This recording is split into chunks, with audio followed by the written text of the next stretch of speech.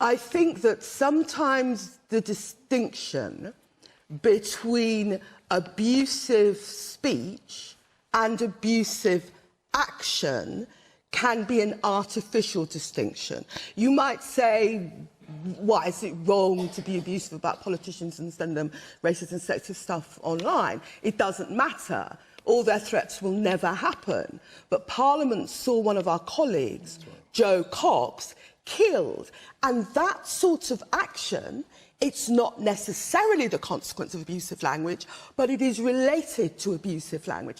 On the Grenfell Tower thing, I don't think it should be a crime unless the police learn stuff that I don't know. But please, I met a number of those people who died, who had to see their relatives die in Grenfell Tower, who ran down those steps over dead bodies from Grenfell Tower.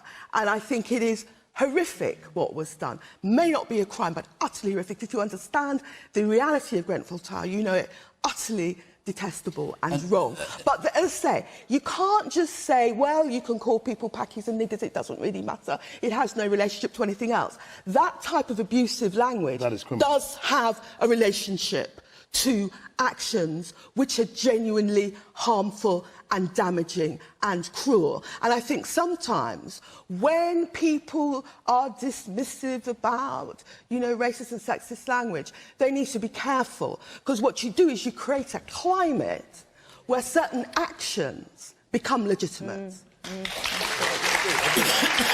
Jordan Peterson.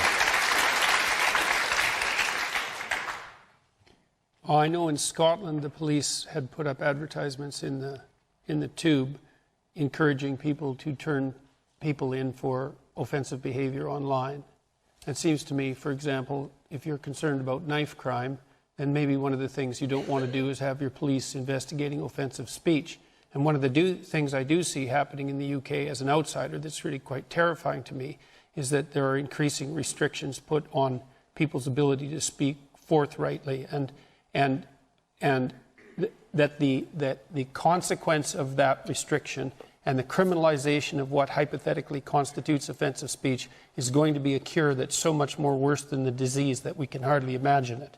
It's a dreadful thing to see that happening in the UK. And so, I mean, people say things that are reprehensible all the time, but we can't always agree on what they are. But to start to criminalize that's hypothetical. Are you saying there should? Are you saying nothing that anybody says should ever be counted as a crime? Racist well, there's incitement to crime. That should be counted as a crime and has been for a very long time in the British common law tradition. But other than that, you should be very careful about what you regulate as speech. Who's going to regulate it? Who's going to define hate? That's the real issue. It's not that there's not hate. There's plenty of it. The question is who defines hate and how is it prosecuted? I'm not. And that was, he was fined, it was a criminal prosecution. Is that right in your view? I didn't think that was right, no. I think it was a big mistake. I mean, I followed that case fairly carefully, and you don't have to agree that what he did was comical or right, but to prosecute him criminally was a big mistake, and you're going to pay for it in this country.